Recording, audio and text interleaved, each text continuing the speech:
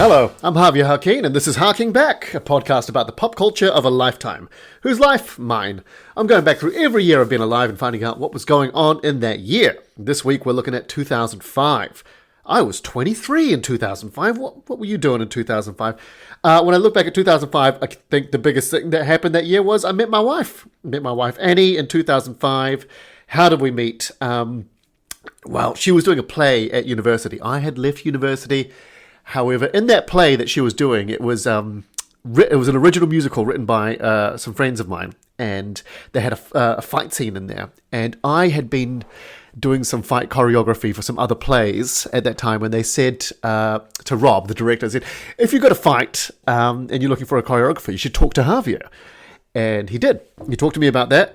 By the way, when I say fight choreographer, I loved putting fight scenes together for some projects, and I kind of put my hand up to do that in some previous ones. And I remember one play in particular that two girls had to do a fight scene. I think it was the first one I'd been asked to choreograph, and I just kind of downloaded all my Jackie Chan Hong Kong martial arts nerd love of fights onto their little fight scene, and I made them do a fight which was probably 3 times too long and 3 times too complicated, but just because I was like, oh my god, like I think this would look really cool, and this would look really cool. And yeah, I'm sorry retrospectively, Louise and Leanne, for putting you through that when you only needed to do a short fight scene, and I made it like the finale of a Jet Li Jackie Chan movie.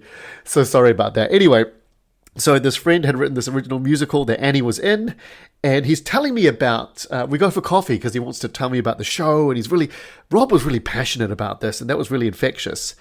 And he goes, and then there's this big fight with everyone involved, like about 20 people involved, and I was like, wow, this is going to be awesome. And he said, yeah, and they've all got swords, and that's when I realized, oh, he's talking about a sword fight. I don't know anything about sword fighting. And I remember being so close to just stopping him going, look, mate, this sounds amazing, but I don't know about swords. So I'm going to say thanks, but no thanks. But something in me just went, just learn about swords then. Just learn about sword fighting. And I remember saying yes. And then I went and researched a bunch of sword fighting movies. Everything from Star Wars to samurai movies to anything with a sword, I would find it. And by the way, this was back in the day, you couldn't just YouTube this shit. I had to go through movies and ask people for movies that had sword fights in them, and I'd watch them and try and find the scene and take everything I could from that. And also, I found a guy in the medieval society at university who, the guys that would do recreations and stuff, and he knew about swords, so I asked him to teach me sword fighting, and I remember having about maybe 3 sessions with him. And so basically I blagged my way. I said, yes, I can do sword fighting. And I turned up at the rehearsal with the whole cast, because Rob said it's a big sword fight. There's a cast of about 20, almost 30 people, but just pick the best, to take everyone through a first rehearsal of sword fighting, and then just pick the best 20. And Annie was in there, and she was the best. I know it sounds like, oh, you're just saying... No, but she was honestly the best, because the thing is, Annie had done dancing, so she took physical direction very well, and also all the guys just started nerding out because they're holding swords. We managed to get all these prop swords that were kind of just dull metal swords, so they were not deadly, but they were metal, so they were cool enough to kind of swing around and go, oh, I think you could actually hurt someone with this, which you could. So the second all the guys got them, they all just started not focusing and going I've got a sword. So Annie being able to focus and not have not be overwhelmed by the fact she's holding a sword, she was actually the best sword fighter in there. And anyway, so we ended up doing this sword fight, and it wasn't till the final night after party where we really got talking and getting to know each other, and we ended up talking all night until about 5 a.m. in the morning, as parties used to go to in those days when you were young and had energy. Anyway, so that's how I met my wife. She was a bloody good sword fighter. Yeah. And then more happened after that. Of course, we plenty of time to talk about all that from them. But let's talk about what's going on in 2005. pop culture wise. Let's paint a picture of what's going on in 2005. 2005 is the year that Charles and Camilla announced their engagement, which they probably would have been holding on to for a long time. Like, this is 8 years after Diana dies, and they're like, this year, shall we say it this year? No, too soon, my love, too soon. And they finally announced their engagement. I can only imagine how big a news that would have been in this country, and like the backlash it could have gotten, and I don't know, like the mixed bag. Thank God we didn't have, thank God social media wasn't a huge thing back then, because everyone would have had an opinion. Seriously, with social media, you could put anything on there. Some people will just hate it. You could put, I like breathing, and some people, I swear to God, would be like, oh, check your privilege. There are some people out there that have trouble breathing. You know, they have diseases. Yeah, I get it. I was just saying, I like breathing, and it's nice for me. Fuck off. This is the year of the Tom Cruise couch jump. Remember when he's still with Katie Holmes and he's on Oprah, and she's like, do you love her? And he jumps up on the couch and goes, I love her! And he grabs Oprah's hands, and he's telling the world how much he loves the lady he would soon divorce. This is also the year that they had Hurricane Katrina, and they're doing like a live, trying to raise funds for the victims and stuff. And they've got all the celebrities on there. And this is the year that Kanye West is standing next to Mike Myers, and they're like pleading for people to, please pick up your phones and donate. And then Kanye West just says, George Bush doesn't care about black people. And do you remember that? I really feel for Mike Myers there, because he's just a famous comedian who's just on doing an appeal, asking people to donate their money. And they're like, okay, you're going to be doing this next to Kanye. He's like, oh, cool. Yeah. I've heard one of your songs or whatever. And then suddenly Kanye pulls out drops this atom bomb on live TV. And you can just see Mike Myers kind of, you can see him hear this. And his body just goes, all right, process. The next few seconds is crucial. I really feel for Mike Myers there. Oh God, I'd give anything to know what was going through his head. Just like, but I bet you one of the things would have been, do I make a joke right now? Do I make a joke? Like, imagine if you just like doubled down and just went, I know what we need, Austin Powers to address this. 2005 is also the year that Reddit launches, and also a little site called YouTube, which was insane to think of back then. Like, these days, YouTube, anyone, you can upload so much to YouTube, but you got to think in 2005,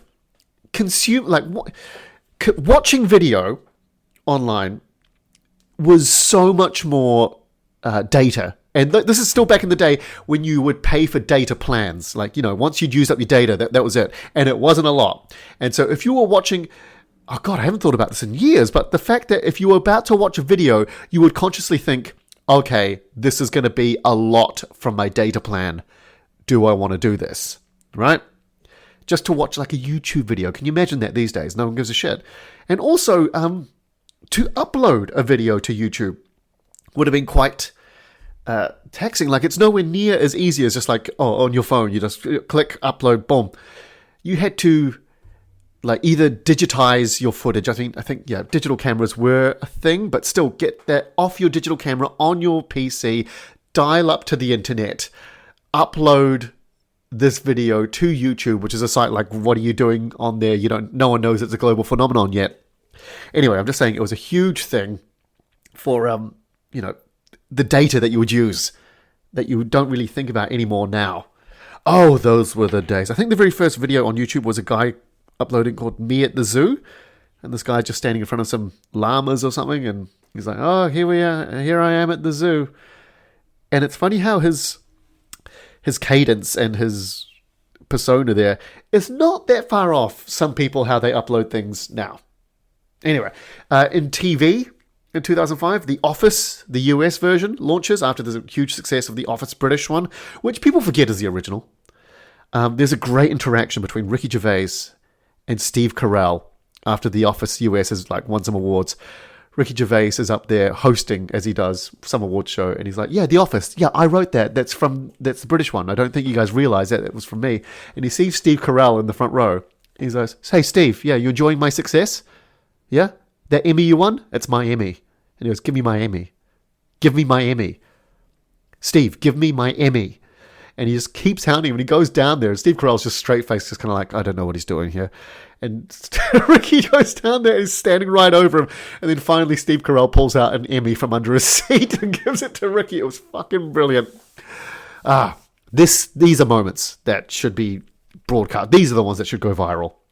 Also in 2005, Grey's Anatomy launches, which is a medical drama. And if it's a medical drama, my wife has seen it. Annie devours medical dramas. I don't care how many seasons there are of it. It could still be going. She will watch it. I don't know how she's done it, but she's managed to watch every medical drama I've ever heard of. Probably at least twice through each one, no matter what. If you don't remember what Grey's Anatomy is, you'd probably remember the theme song, which was Chasing Cars by Snow Patrol. You know, that if I lay here, if I just lay here, that one, which you either loved or hated at the time. In 2005, Twilight, the novel, is published, which starts this craze of supernatural romance. It's suddenly a new genre, like supernatural romance of like, oh God, could I fall in love with a werewolf and a vampire? Who will I choose? By the way, in Twilight, Edward is a vampire who looks like a high school student, but he is 100 years old. Just remember that. He's 100 years old, and he's suddenly infatuated with a high school girl. Creepy much? Yeah. Suddenly, the blood-sucking is not the thing that you're most concerned about. My daughter is now reading chapter books, which is great. But it's so funny. Like, all the books that she's got, there's a series of books. Like, there's ones called Mirabelle and the whatever and Isadora. And they're all about these young girls who are, like, half fairy, half vampire, or, like, half witch, half this. And I really wonder if these are kind of like stemming from Twilight, you know, like this whole, it's cool to be a fairy or sorceress or something, or was that always there? I don't know. I've only noticed this because my daughter is now 7 and is getting into that. Let's look at gaming in 2005. The big news of 2005 is that Xbox 360 launches, which is a new console from Microsoft preceding the Xbox. Now we've got Xbox 360. Remember the red ring of death? Some of these would crash. I think Xbox 360 was the best shot that Xbox had against PlayStation. This was the best punch they landed in terms of console wars. This is when they were so evenly matched. It was really a fight. But as good as Xbox 360 was, the launch titles they don't really have any iconic games in there. You got things like Call of Duty 2 or A Perfect Dark Zero and Gun, but they really leaned into like the kind of sports titles and played it a bit safe. You got things like FIFA and Madden and NBA, you know, all of their years, you know, so NBA 06, Madden 06, FIFA 06, Tiger Woods, PGA Tour, Tony Hawk's American Wasteland. They got some racing games in there, Need for Speed, Project Gotham Racing 3.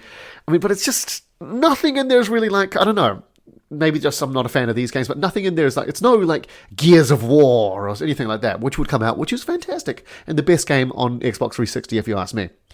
What was I playing? We still had a PS2, which we'd bought from our flat. This is the year that X-Men Legends 2 comes out. I mean, it was a super fun game. This is the most fun I think I've ever had on playing 4-player couch co-op. In those days, you needed a multi-tap to connect 2 other controllers, right, to the PS2. But it was great. Me and my flatmates would all hang around and just play X-Men together. It's, you know, a team of 4 against the world. It was great. It was the best time. In 2005, you get a whole bunch.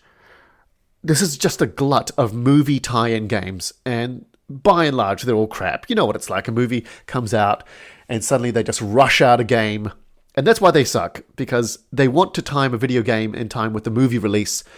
And so the video game is rushed. It's not finished. They're just considered like, as long as it's got the official markings on it, people will probably buy it. And they did for a while until people started getting wise. And that was when E.T. launched in 1980, whatever.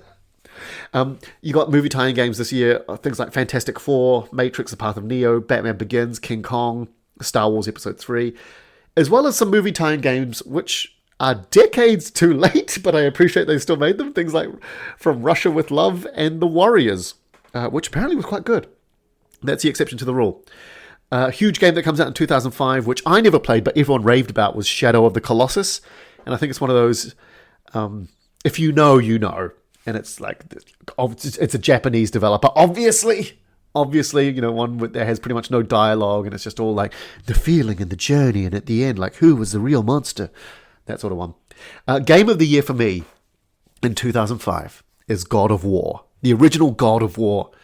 God of War 1, if you will. And the reason we got to play God of War was Gareth, my flatmate, my dear friend Gareth. He was the editor of the uni magazine, Cantor, but he also did game reviews on it. Anyway, he was flat out with work and deadlines and things. And he said, look, I've been given a review copy of this game, God of War, that's going to come out. I don't have time to play it. Could you play it and let me know so I can write a review about it? And I was like, okay, let's have a look at this. And on the front, it had like Kratos, who's this over-the-top warrior Spartan thing holding Medusa's head. It just looked like this. It looked like it was going to be some sort of crap mythological cash grab setting game. And I was like, okay, let's check this out. And I put it in, and from the first 5 minutes, I was like, oh my god, this is amazing. This game is, it's a hack and slash game, but so much more. Like, the hits are weighty, the combat is super fun yet challenging. The weapons were super original, like these flaming blades on chains that you whip around. Like, yes, please. The moving camera, which was a big part of the PlayStation experience back then, that kind of fixed camera. But this one wasn't over the shoulder. It was, the camera would move around, and like, it was one of the first times I realized that you could have direction for a camera in a video game, and it was deftly directed to show off the angles to accentuate these ancient Greek levels they'd created, which were beautiful. And, every aspect of it was really good. It was better than, in every way, it was better than you thought it was going to be, and it blew me away. I was hooked on this game. It was so good. It was so, and the story was great, and it had a great length to it. Every time you thought, okay, I think we're coming to the climax, it was more, but it never got to the point of like, oh god, when's this game going to fucking end? It was great. I actually replayed it a couple of years ago, and it still holds up. It's very, very good. Let's move on to movies of 2005. You get some, the superhero genre is really festering here. And I know, like, when you think superhero genre now, you think of the MCU, the Marvel Cinematic Universe, which kicks off in 2008. But 3 years before that, superhero movies are, like, very hit and miss. You got things like Batman Begins, which was good on you for going back and touching that cursed franchise, because remember, the previous Batman movie we had was Batman and Robin, and that just tanked. Everyone hated it. It did not do well. And to come back and go, we're going to make another Batman movie, I think you really ran the line of people going, no, we've had enough, thank you. Or what people, I think, wanted to feel, and I think a lot of people did feel, was like, yes, please reboot and save this franchise. Christopher Nolan directed it, which was a much better sign than we realized at the time. Before you realize that, oh, Christopher Nolan is this amazing filmmaker. And you had Christian Bale as Batman, who's the first British Batman, but all you remember is the voice. I think that was the only jarring thing about the movie. Was Batman's voice? Batman's voice, where is he? Like, I remember the first time he spoke as Batman, I think everyone just went, did anyone understand what he said? Is that the Batman voice? Is that what? Okay, all right, we'll go with it, because the rest of the movie's been pretty good, but we'll go with it, yeah. You get Fantastic Four. Ooh, this was not good. They've never been able to do Fantastic Four properly. It's just, I don't know what it is about it. Maybe the Fantastic Four are just a wholesome, old-timey 60s Marvel family, and I just don't think they've been able to recapture that, which is why I'm glad that the upcoming Fantastic Four movie for 2025 looks like they're going, okay, we're going to focus on family, and it might be set in the 60s. Anyway, reports are coming out. Anyway, Fantastic Four comes out, and this becomes the benchmark for, like, this is around the time where Marvel, they've had the success of Spider-Man, and they're suddenly looking at other superheroes that they've got the IP rights for, and they go, oh yeah, we'll make a Fantastic Four movie, and they also make Elektra this year. No, not great. Not great. Sorry, Jennifer Garner.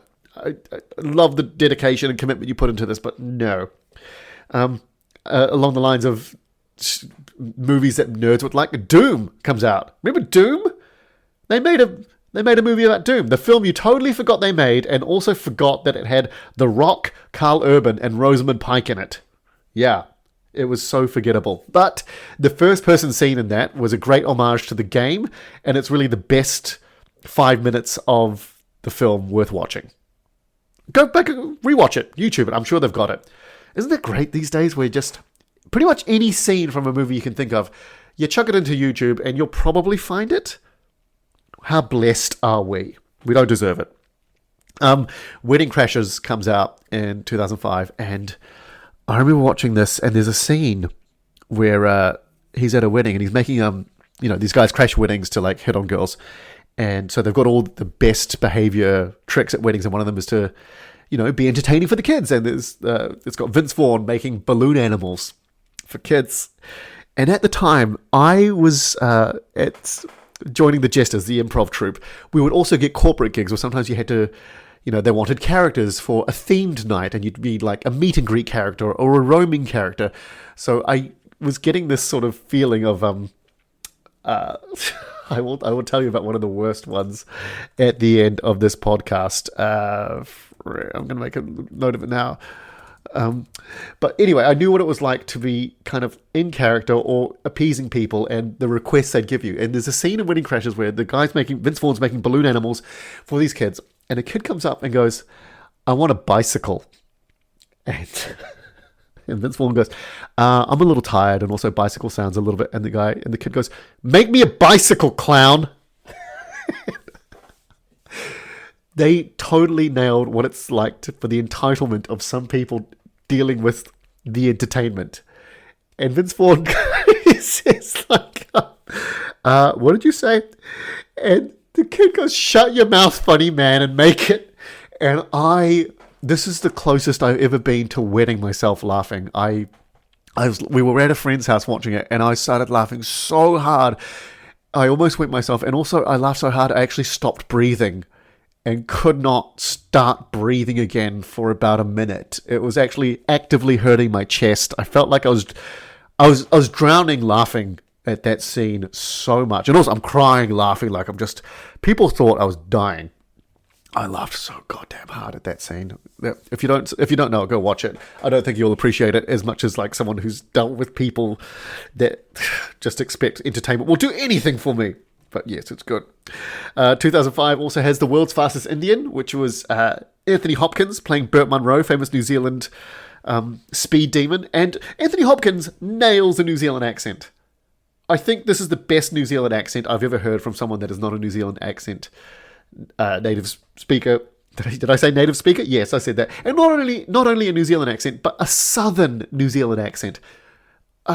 New Zealand's pretty much got three accents. Like you kind of got your like kind of Maori Pacific Islander accent, which has got a bit more of a kind of like melodic twang to it, slightly a bit more high pitched. Your kind of neutral New Zealand accent, which is pretty much what I have, and then your southerner accent where they roll their R's, like they'll say things like like the famous phrases, purple shirt. I can't do it. I can't do a southern New Zealand accent. Anthony Hopkins can, because he's Anthony Hopkins. 40-Year-Old Virgin comes out in 2005, and I know this because this is the first date I went on with Annie. Like, we'd been seeing each other for a little bit, but we'd go to like friends' parties or we'd go hang out somewhere. And at one time she said, we could go on an actual date. And I was like, oh shit, yeah, I should take you on a date. And we went to a Chinese restaurant and went dinner and the movies, classic. And the movie was 40-Year-Old Virgin. And there's this, they talk about the lady in there who plays Sue Sylvester in Glee. I've forgotten her name, but she talks about having a crush on Javier the pool boy, and we were laughing at this so hard. It was just so bizarre. The first date we go to, and the first movie we see together, they start talking about Javier the pool boy, and I've never heard Javier in a movie before that, or since really. And this is the movie where Javier the pool boy is a non-featuring character, but we found it she found it hilarious. I was suddenly like, is this I don't care. For a second I thought, is this a stereotype? And then, no, fuck it, it's funny. I like it. Let's look at the top 5 movies of 2005. Worldwide, number 5, King Kong by Peter Jackson. King Kong, you know what? At this point, Peter Jackson has all the cred in the world. He's just done the Lord of the Rings trilogy. Any next project he wants to do, studios are going to greenlight. And I think for him, he'd always been a fan of the original King Kong. And for him to want to do a remake, studios would have been like, yes, yes, yes, this all sounds gravy, let's do it. It's kind of forgettable. I mean, like, I went to go see it at the cinema, and like, I don't feel it had the heart in it, you know? Which is weird, because Peter Jackson would have been going like, I love the original, I'm going to put everything into this. It would have been a no-brainer. It's Universal Pictures that does this. I was thinking the other day, because I saw an old-timey trailer. Do you remember old trailers used to say things like, Universal Pictures is proud to present, or Paramount proudly presents? They don't do that anymore. Because I think if it doesn't sound genuine anymore, a movie studio going, we proudly present. I think if they were honest, it'd be Paramount is really hoping this is a hit. Or Universal Pictures begrudgingly releases, blah, blah, blah. King Kong, when I think of this movie, what they do well in this movie is they make Skull Island, the place where King Kong lives, look like the deadliest place on the planet because everything is out to kill you. And there's a horrific scene where this is one of the worst movie deaths I think I've ever seen. They encounter this pit, and it's got like these tentacle monsters, and the tentacle, it's like a big, thick tentacle, like imagine the thickness of like an industrial pipe. And at the end of the tentacle, it's got these teeth, and like it's like a sucker with teeth coming into it. And there's the chef from the ship. They've all, that's part of the crew. He is fighting a monster on one side, and then a tentacle just goes onto half his head. Okay, this is a really important detail because it's half his head. Like the tentacle doesn't like go over him like down to the neck and bite his head off. No, it goes to like half, like to his nose, just under his nose, and the teeth sink in so he can scream while the teeth tentacle sucker is sucking the top of his head and biting half his face off. I remember watching that and going, that is the most horrific death I think I've ever seen in a movie. Out of all the movie deaths I've seen, I think that's one of the worst ways to go. This thing's sucking on your... Because it gets him by surprise as well, so he doesn't even know what it is. And the fact that they just left it, they went like, no, don't get his whole head. I want his mouth free so he can scream. Ugh, horrendous. That was number 5. At number 4 is War of the Worlds. Now, this is a bit of an anomaly because it's got Tom Cruise, huge A-lister. It's directed by Spielberg. It's got Morgan Freeman narrating. It's like all accounts, it should be an absolute success, and it is. It does well at the box office. It gets good reviews, but then it kind of just it comes and goes. Like no one talks about War of the Worlds, the movie. Like after it finished its release, no one talked about this. It just did very well. Like it smashed the box office. It was number 4 in the world that year, worldwide. So it did very well, but no one talks about it. It's not a classic, is it? I don't know. I've never seen it. You tell me if it was. Is it amazing and it just is underrated and forgotten to time, or is it just like it kind of came and went? Number 3 is the Chronicles of Narnia. The Chronicles of Narnia, The Lion, the Witch, and the audacity of that bitch. I mean, these guys are clearly trying to recreate the Lord of the Rings magic on this one. They would have been going, look, Lord of the Rings made so much money. It was so well received. What other novel... and maybe that was the case with War of the Worlds as well. Like everyone was going, what other classic novels can we make a franchise out of? I saw the first one. It was fine. It was good.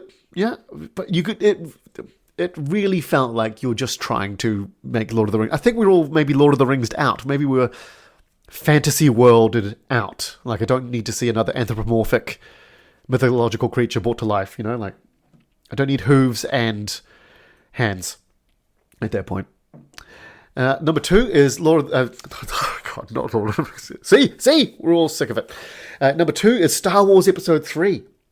Star Wars Episode 3, Revenge of the Sith. Easily the best of the prequels. I mean, it's still far too reliant on CGI. I mean, I remember Obi-Wan riding that dragon quadruped thing and just going, ugh. But I don't know, maybe we were just kind of like... At this point, our expectations had been set, right? Like, after Episode 1 and 2, we were all kind of like, no one's really expecting that much out of this, right? If you ask me, the best thing that came out of the prequels was actually the forgotten Clone Wars Cartoon Network series by, I'm going to say this name wrong, by Genndy Tartakovsky, the guy that worked on Samurai Jack. They released a mini-series of episodes that's set in between episode 2 and 3 that leads directly into episode 3. And if anything, watch those. Those are the best thing that come out of the prequels. Yeah, it was fine. It was fine. It was good. It was good. I think we were all just kind of like, at this point, we were all just like, okay, let's get it over with. Okay, let's just get it done. So we've done the prequel trilogy, and we can be just done with these movies. Oh, the bit where he turns into Darth Vader, and he comes off the table, and he says, "What happened to Padme?" And he finds out that she's dead, and he leans back and gives that no. Oh God, I remember people in the cinema. You could hear everyone audibly cringing. Everyone's just going, "Oh, Jesus Christ, oh no." But yeah, there we go. It was done. We were done. We'd made it. And at number 1 that year is Harry Potter and the Goblin for Hire. I don't know. That might be the title. I'm not sure. Again, I know nothing about Harry Potter. I'm sure there's plenty of videos and content out there about the Harry Potter. Was this a good one? I don't know. Was it a letdown? Was it the best of the series? Couldn't tell you. I couldn't tell you the 4 houses. Ravenslaw. I don't know. The interesting thing about the top 5 movies is that they're all existing IPs. Like there's nothing original in this. Like everyone's kind of jumping on the franchise bandwagon or reboots or just like, what IP can we turn into a movie?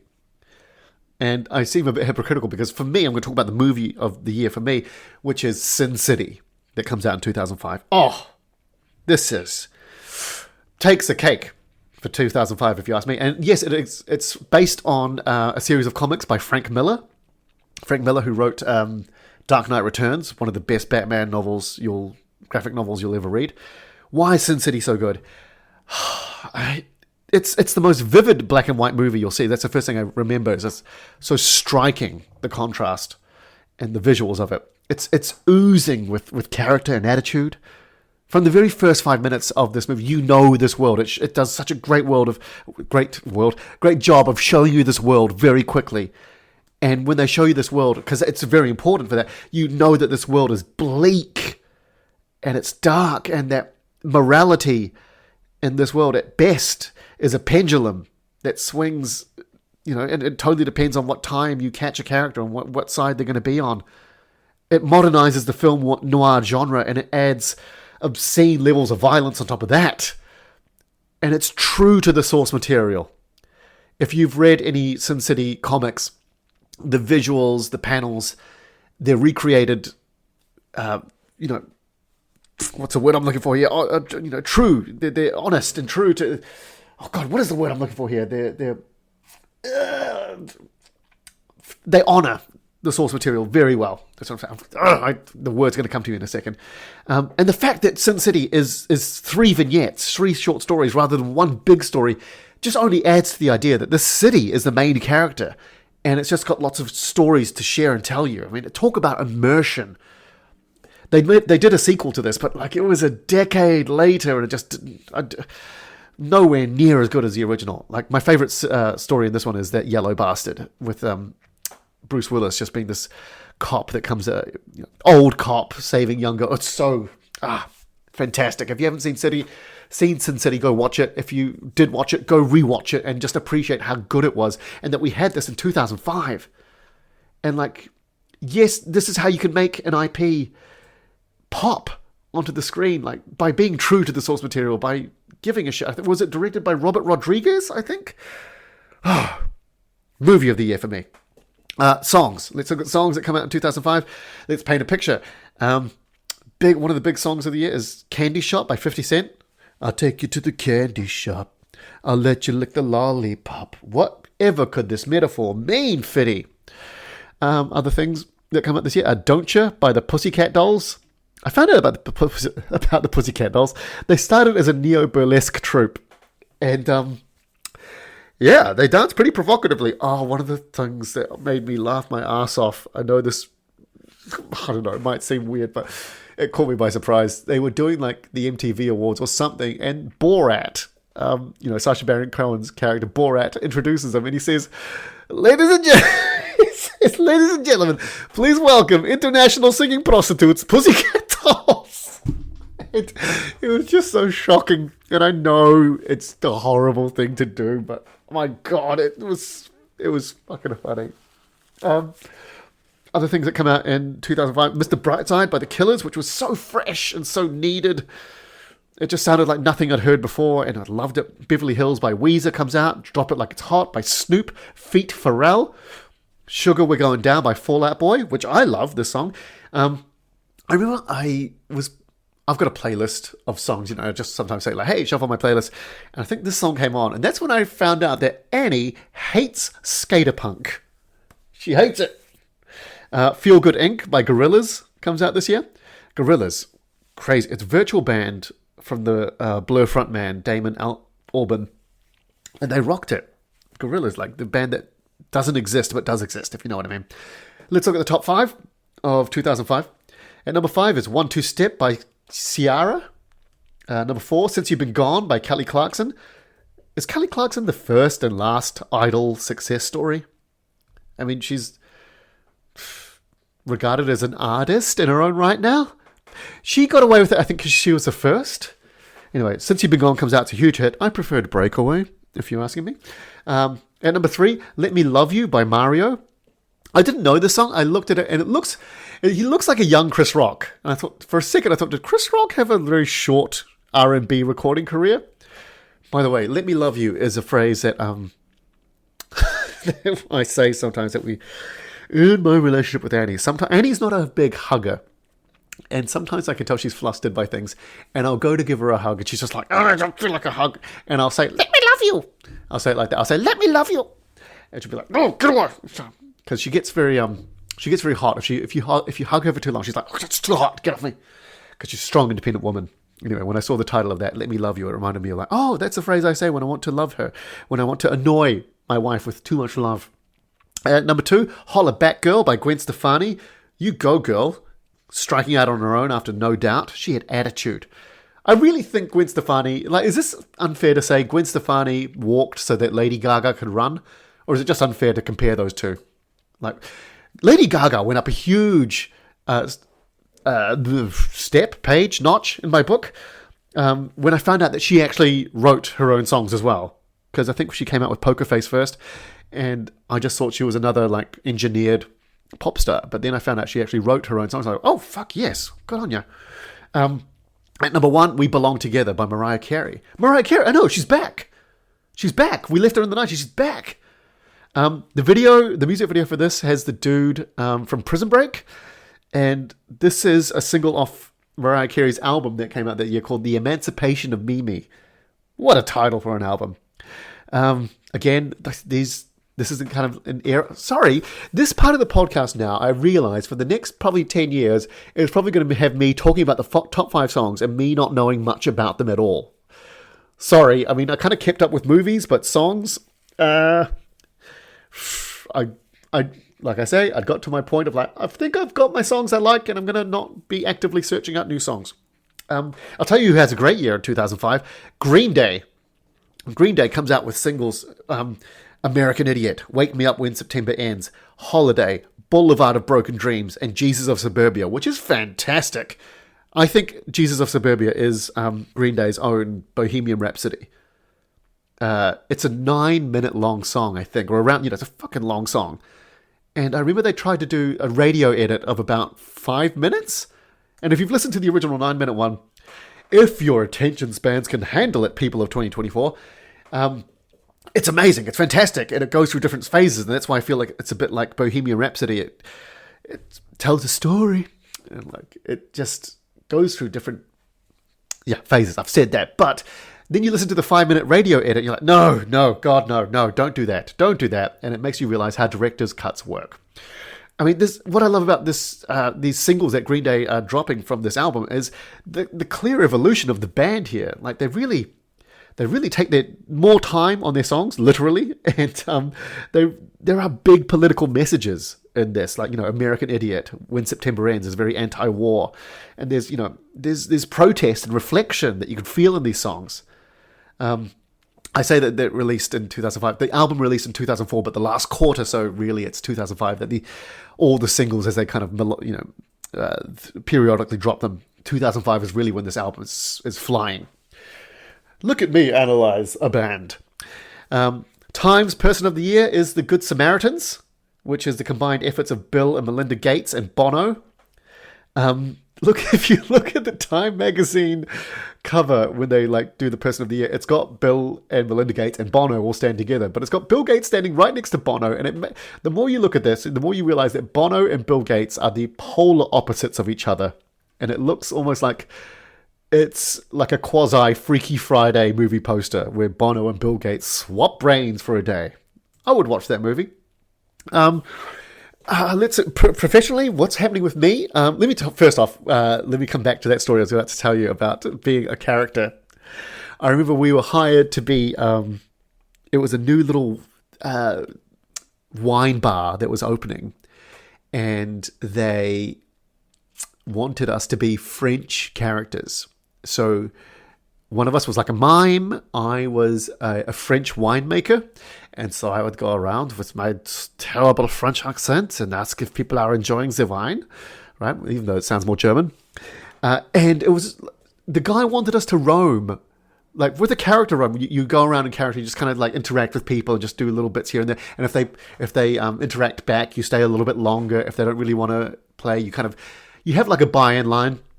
And then, which that night for me was, "Are you enjoying the wine?" No, that sounded German. I could do a better French accent at the time. Trust me. "Are you enjoying the wine?" Anyway, that was my buy-in line. And if you could tell from that line if people want to play or they don't really. And that night, most people did not really want to play, right? And a typical roam doesn't last that long. But the thing with these sorts of things is people don't realize less is more. And if you start doing more when people don't want more, you start annoying people. So the guy was we did a little bit of a roam, and we came back and we said to the guy, we said, okay, there's not many people here, and also they're not really going for us. So we think we might hold back a little bit because we don't want to annoy them. And the guy I think he thought we were trying to skimp out on doing the work. And he's like, "No, I've got you for another 15 minutes or 20 minutes roaming. Get out there and roam." And so now because we've run out of people, you've got to go back to the same people. And they're starting, I'm coming up and going, "Hello, sir." And they're starting to go, "Oh, no, we're just trying to," I remember one guy goes, "We're trying to have a conversation here." All right, which is just go away, right? And I'm looking at the promoter, he's kind of pointing, "Keep going." And I go up to this other group and I go, "Hello, everyone." And this guy just turns around and goes, "Fuck off." And I went, "Okay." So off I fuck. And then I went back to the guy and just said, "I've just been told to fuck off. I told you. So we're not doing this anymore." And then I noticed the place went really quiet. And that's when I looked around and everyone in the wine group had just held hands and were praying for the wine. They were all a bunch of Christians. They were praying for the success of the wine bar.